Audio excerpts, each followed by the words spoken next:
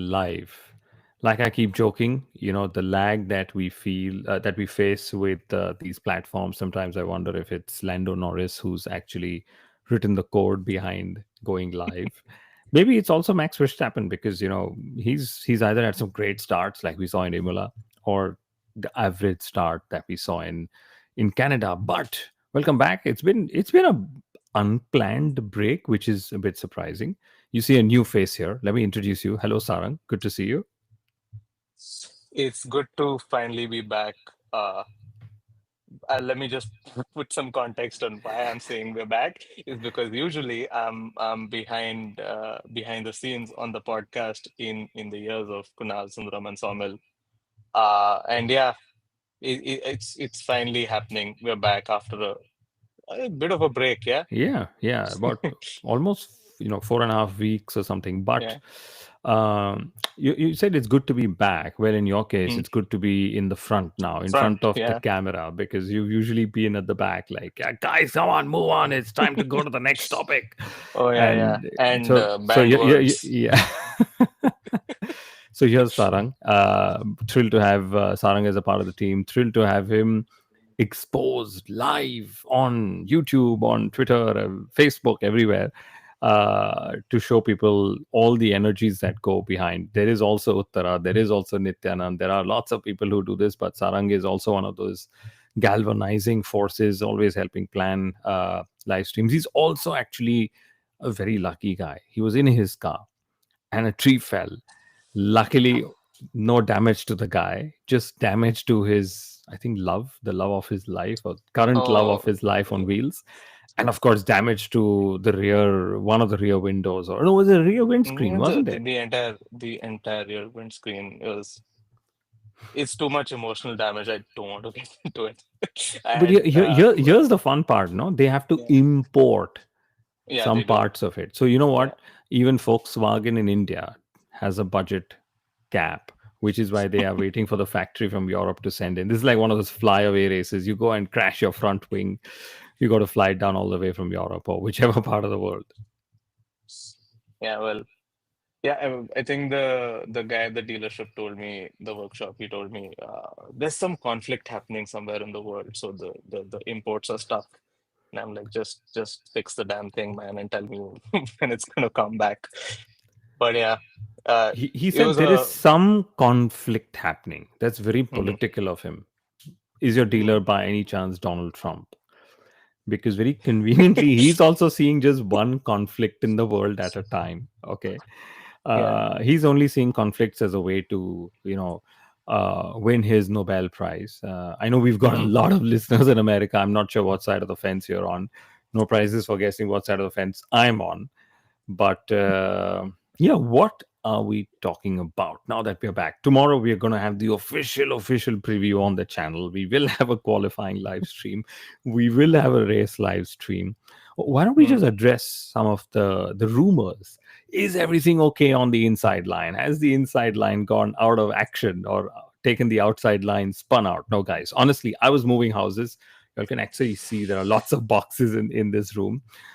Sawmill has traded this sport that we love, that I'm going to make a very cliched joke, but he's traded this for rugby. So he's traded this for a sport you need just one ball for. And then when two of us got busy, Sundaram is always deep dive in his stats. So that Mm. just saw us, unfortunately, miss out on something that we should have done. And then Sarang, you and I had also planned one of our banked episodes, which the guest Mm. actually requested. Can you please hold on to that episode? Because when we actually used segments of that episode before, they were misquoted, wasn't it? Yeah, and it's just a sad thing when that happens. But yeah, I've been coming back to it's been a I want to be the thing is I tend to get into like expletives when I'm talking, so I have to hold myself back. No, it's been a nightmare of a schedule for the last 3 4 weeks for all of us, in fact. But yeah, I mean, Kunal and I were talking earlier, and we thought we'll flip the script a little bit and have this conversation going with just the two of us. But Yes. since we're talking about flipping the script, by the way, our listeners and viewers have awarded you 2 penalty points in the past for missing out an episode, and two for Sundaram in the past for missing out on another episode. I think if we make bring up the tally for missing out on Canada, there's 2 penalty points for each of you. That brings you in contention with Sundaram at 4 penalty points and Samuel at two. He's just opened his account on that front. Uh, but yeah, I mean, it's great. Now that we're back, there's something I wanted to ask you though. It is that what's been cooking in these 4 weeks in the world of F1? What's been cooking on your journal radar? Can you just tell us a little more about that? I'll tell you what's actually been cooking. It's the F1 movie that's been cooking. Mm, I think the Formula One guys, the marketing people, especially the ones marketing the movies, have planned the launch of the movie extremely well. There's been a lot of hype, lots of celebrities, and Sarang, for once, an outsider is speaking the words of Formula One, is talking of Formula One. For once, there are other people from influential industries talking, taking interest in Formula One, hyping it up for us. Yes, we see that during Drive to Survive, but now this is an even newer audience. This is an audience that's looking for entertainment, walking in, buying tickets, watching it when it is in the cinemas. So that's what's been cooking. I mm, also witnessed. Literally a couple of hours ago, George Russell said, my contract negotiations with Mercedes are taking longer because, of course, Max is talking to them and there are ongoing conversations. Now, 2 points to this. First is it is Red Bull's home race.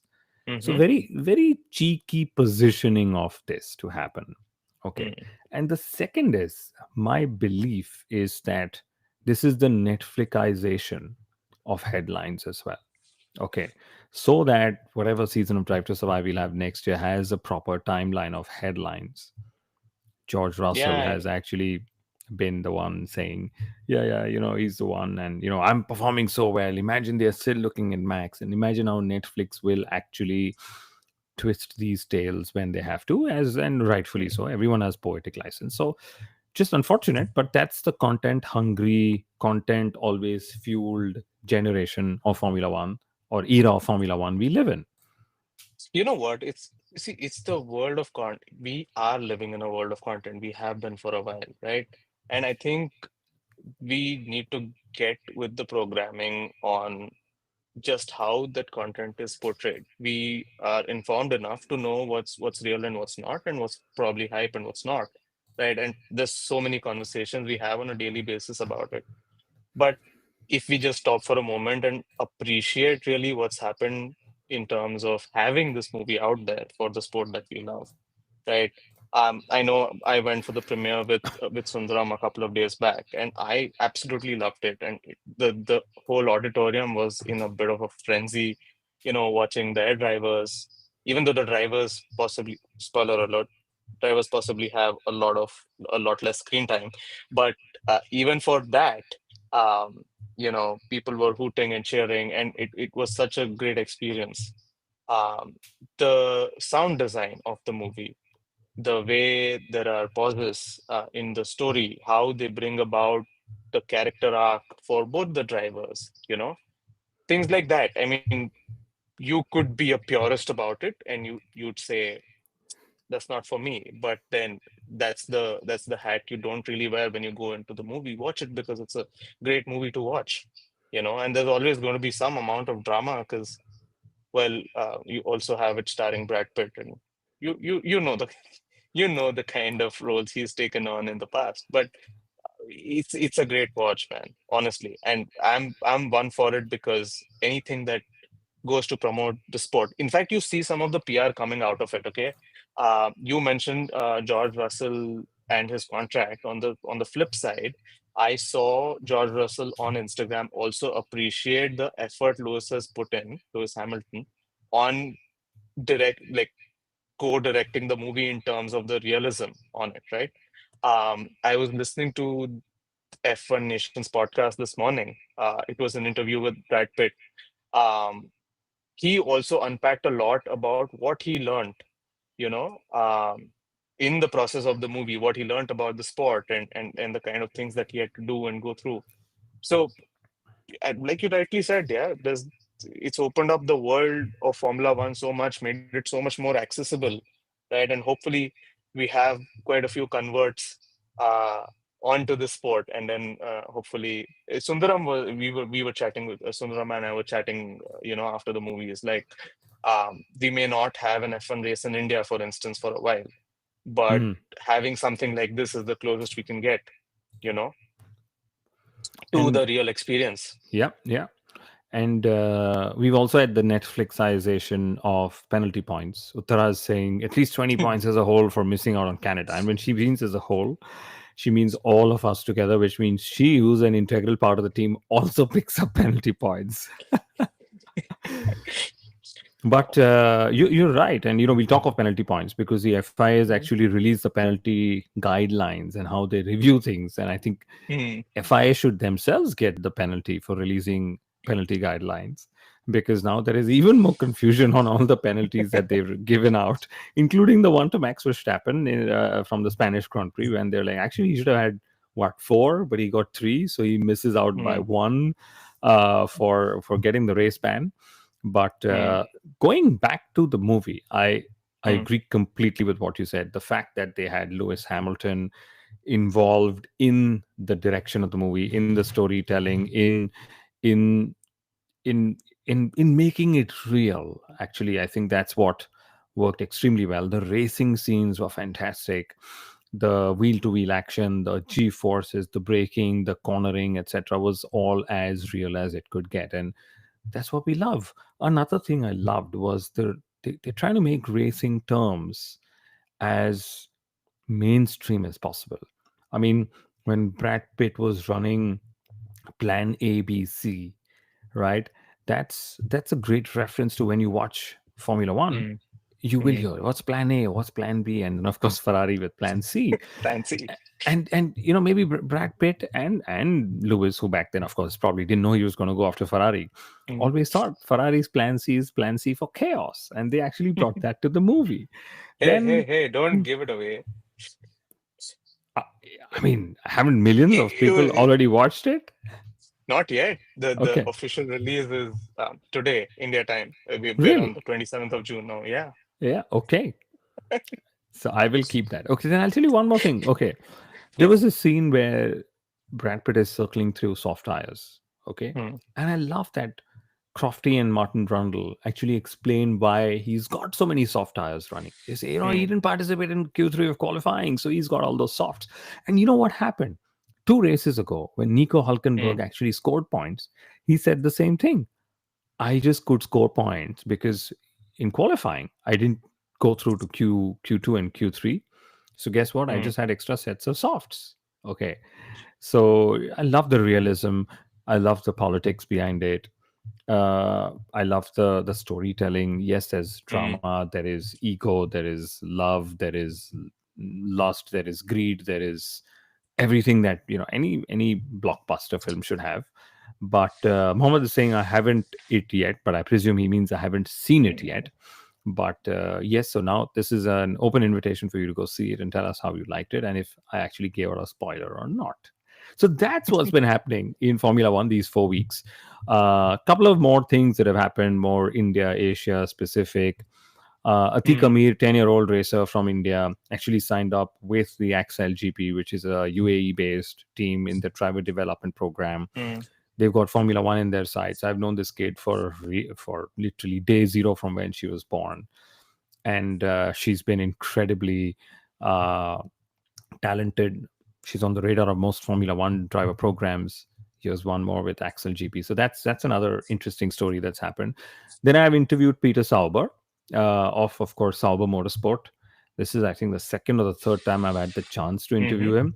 I was actually trying to get him on the podcast, but then for that we would have had all to speak German because he said I can give you a text interview in English, but I need to be speaking German if I'm speaking on a podcast. And Peter Sauber, of course, commended the recovery that Sauber has made. But I can read out a quote that he gave to me on the great work that Liberty Media is doing with Formula One, with Netflix, and now the movie and so on. And he said, what strikes me is the leap in popularity that Formula One has had since the acquisition of the sport by Liberty Media. He's saying the popularity has increased significantly worldwide, especially amongst female viewers and young viewers, Hmm. particularly in connection with Netflix. You could say Yeah. that Formula One has really boomed in recent years. So that's what he said. And my favorite, which I'm leaving for the last, is that Kimi Antonelli chose to not attend the F1 movie premiere, or he couldn't because he had to go to Italy to give his final And examinations, which exams, yeah. as of now, we know that he has passed. So, congratulations, Kimi. I'm sure his mom is extremely proud. Whether he got that podium or no in Canada didn't matter. He had to go pass that exam. Yeah. And what a segue for us to talk about Montreal. Yeah, Should I we? Should mean, we go there? after Do you remember much? I know a few things. Um, what a weekend for Mercedes, obviously. George Russell on the top step. Um, a podium for Kimi. Um, but we must talk a little bit about Lando and the move he kind of made there. Do you really think he could have made it count on that side of the track? No, I think no. He probably I think I think he probably underestimated what Oscar's gonna do.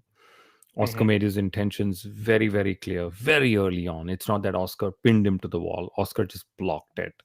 And then Lando got, it's a very interesting part of the circuit because it turns leftish. So when you keep going left, the walls also keep coming to you, right?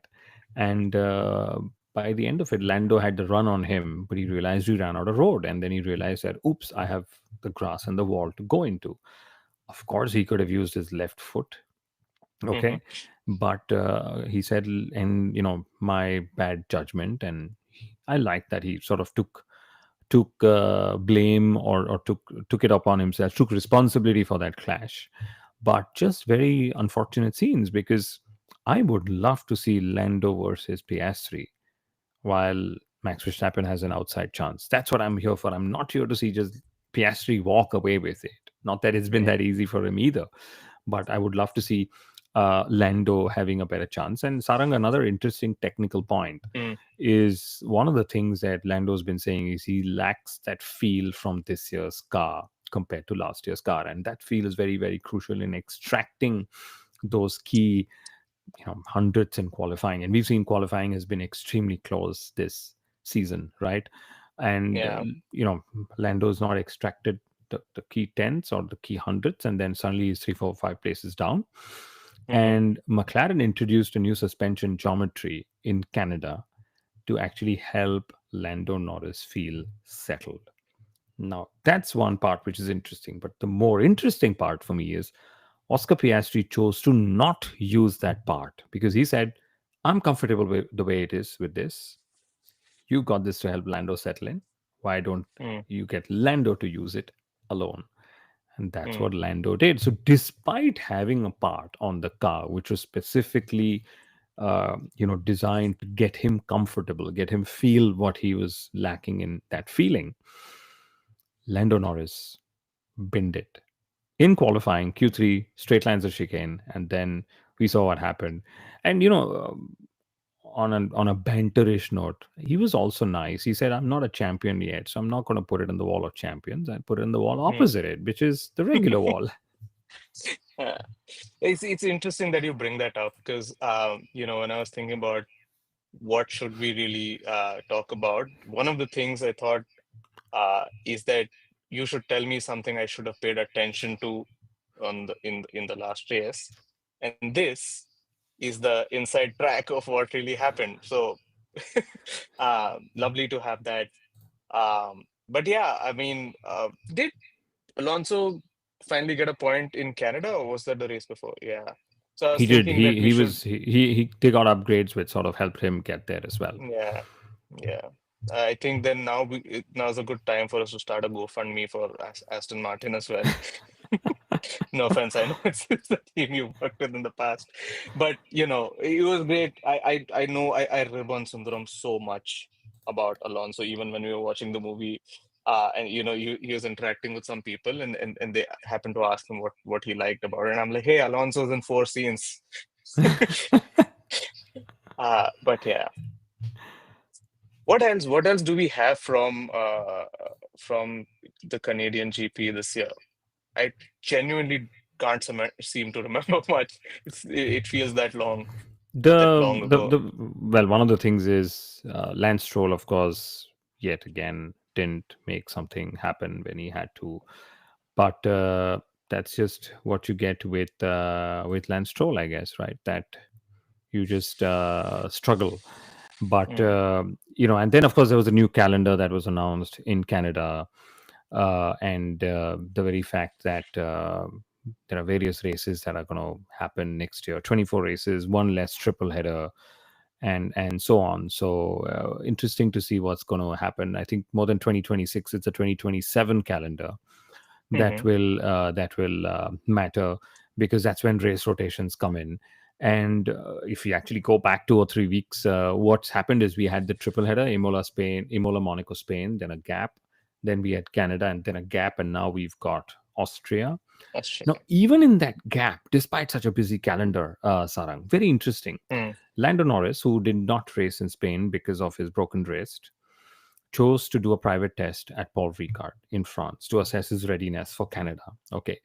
Max Verstappen did a road show in one of his older cars in Salzburg for Red Bull. And Racing Bulls actually hosted a road show in Bulgaria. So this is Formula One, where even triple headers, and even after triple header, teams still have cars running somewhere or the other around the world. And it just goes to show that it's never too busy in the world of Formula One. it's just one expedition after the other, uh, and but I think it's great that even when it's non-racing days, that there's always something for us to consume as well. And honestly, because Formula One was anyway doing so many things, Mm, I'm going to let out a secret to everyone that we've all discussed. That because Formula One was anyway entertaining you guys, we said, okay, we can just take this break and come back after the break on the inside line. So that's not the truth of what happened. There's a lot of moving that's happened, and truth be told, this is like a bone to pick. Okay, mm.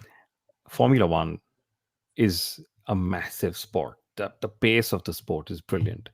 This new house that I've moved into is just on the other side of Oslo, in a next town called Asker, and a beautiful place. I called up for internet, and they said the earliest date you can get this by is 7th of October. And Oh, whoa. I said, what?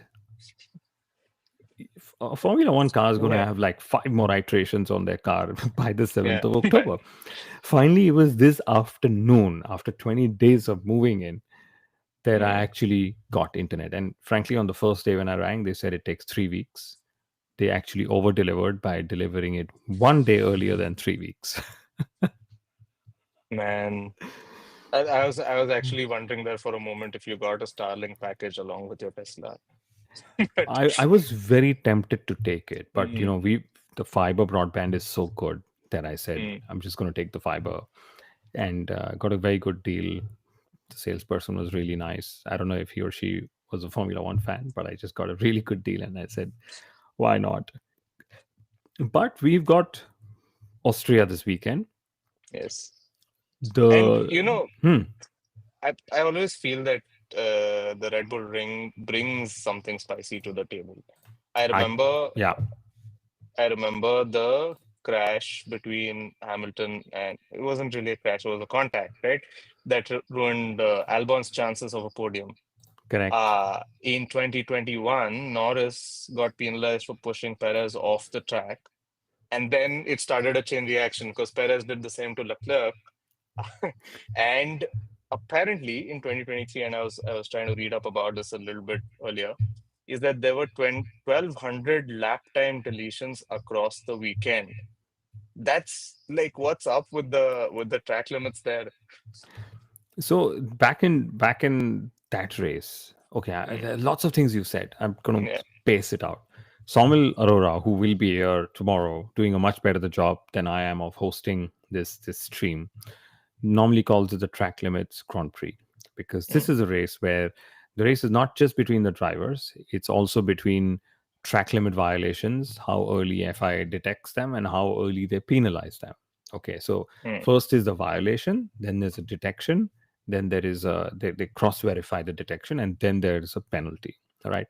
Now, even in the penalty, it's like you get a strike after 3 track limit violations.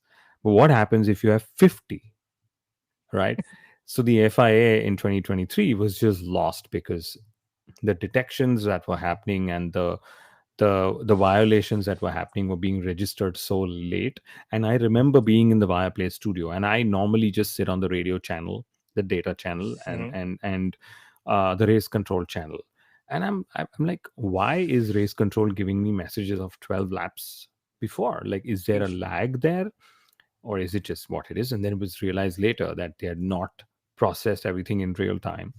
And that's what happened in 23. And that's now where the FIA actually uses AI to help them understand track limit violations, detections, penalizing, and so on. So I'd love to see human drivers testing AI yet again in another scenario. But I believe that's mm, possibly ironed out. But I'll tell you the one thing I'm eagerly looking for. You said something always happens in Austria. Haas mm. has put this beautiful video of 5 cars racing up into turn 3, turning right, going down into turn 4, 5. And you're like, wow, that's beautiful. Lando Norris, Max Verstappen last year. We've seen Leclerc, Verstappen years before, Rosberg, Hamilton before that, Mick Schumacher a couple of years ago made some 6 overtakes in a Formula One race Mm. at that time. And the reason I'm bringing out all these memories, including the memory when Rubens Barrichello had to give up a win so that Michael Schumacher would Michael take it. I think it Schumacher, was yeah. 2002 when it was called the A1 ring. Mm, And of course, last year India's Coach Maini made his F1 debut for Alpine at the Red Bull Ring in Austria, and I was there for fan code covering that test. So lots of memories. But again, why am I bringing these up? And I strongly believe in this, Sarang, that if tracks like Austria do not entertain us, mm, then the problem is with Formula One. That track is designed for classic racing and entertainment. It's the shortest lap time on the calendar. There are hardly any corners when you sit to count yeah. them. And if the race on Sunday gets boring, it is not the fault of the track. It's a gorgeous track. I normally call this the Wimbledon of Formula One, given how luscious green it is, with all the orange, army from across the borders in the Netherlands coming in to cheer Max Verstappen. So to me, I really hope we have an exciting race. And my final point on Austria: Max Verstappen can still pick up that one penalty point and pick up a race ban. Okay, it is actually easier in Mm, Austria to pick up a penalty point than it was, say, in Canada, or mm, than it could be next race weekend in Silverstone. Okay, because Austria just has such corners, like you mentioned, that lovely right hander that comes in turn 5. At least that's what it's in my hand. Nowadays, mm, Formula One in this space, that the flat out kink out there, we're going to give it a corner name, mm. and nobody actually calls it that. Yeah. So could it be one of the most difficult challenges for Max if he's being attacked, being defended? Will he just let people go, or will he literally do what we've seen drivers and legends do in Austria? I think he might pull something great this weekend because honestly, for Red Bull, the team, the pressure is going to be on, right? They need some sort of a banger of a performance. He almost had the podium Hmm. in Canada. He was P2, right? Yeah. And is just the Max Verstappen mindset. I was watching the driver's interview earlier from uh, the weekend preview by F1, and I think he corrected Tom Clarkson on how many times he's won here. Yeah. Was it 4? Was it 5? I just think that he's going to be in the right mindset to pull something off this weekend for the team. Speaking of, do you think we've already forgotten about Yuki? Do you think that pressure is going to get to Yuki a little bit to at least put the second car in Red Bull in the points this weekend? Yeah, I think Yuki's had a quick succession of races, breaks, and now he knows these circuits.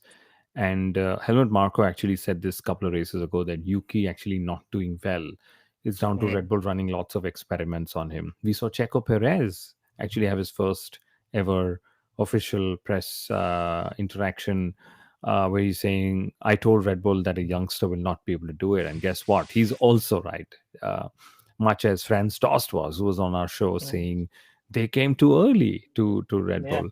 Although, if you remember, Sarang, Franz Tost said Mm, that he believes Yuki is going to yeah. succeed in that seat. So, will this be that race, or which race will it be by when Yuki settles in and succeeds at Red Bull Racing? Because we'd love to see that. I know we are all hyping up Isaac Hadjar, but for Red Bull's case, sake, for Hadjar's sake, I really hope it's not yet another talented driver getting an early call in, only to be like, "Oops, we don't know what we've done."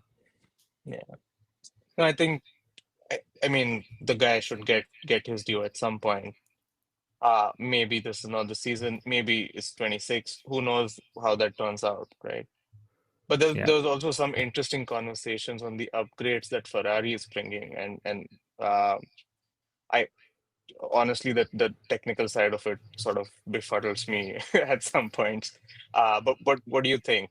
Do you think that that's going to bring some redemption? I don't want to say redemption. Is Ferrari going to redeem themselves at some point in this race, or maybe with these kind of upgrades that they have for Austria?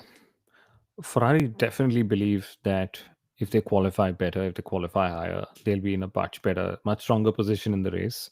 They know where their challenges lie. In fact, everyone knows where their challenges lie. They're unable to go lower in the rear to extract performance from that flow. So they are always looking to bring upgrades and see which suspension can actually make it work. So the rear suspension is usually where a lot of their focus is. So it's about trying to see where they sort of end up with in this upgrade cycle. And it's easy to say it's just one upgrade, but how that upgrade works with other parts of the car is also a crucial part. So sometimes teams actually take a little longer to extract more from these upgrades than otherwise. And on a parting note, if I can call it that, assuming we have gone through most of our points, not that we had points, uh, Austria, for a very strange reason, is not hosting a sprint this weekend, despite actually hosting a sprint every season since sprints were forced into our lives in 2021, which is strange, which is probably Red Bull saying, we're not going to pay you too much money, because everyone who hosts sprints has actually been the promoter that pays more money to have an extra one third of a race, extra 30% of a race for their audiences. But I'm pretty sure we're going to expect packed audiences. Oh no, no, I have no doubts, and you're gonna see the canisters of orange smoke just the take over the circuit, no matter who wins the race.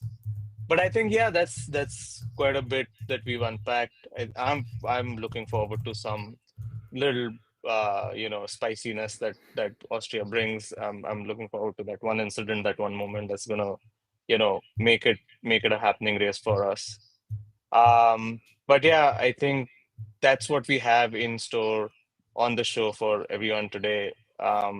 Thanks for tuning in. Thanks for listening and watching. And now that we are back, most of you are watching us on YouTube, but you're not yet subscribers. So don't forget to subscribe and hit the bell icon so you get notified when we go live. Right. In the meantime, hopefully, uh, our schedules also unravel, and Sundaram and Saumil are back again with their points of view on this weekend. So we'll see you back after qualifying and after the race this weekend in Austria. Good night, everyone.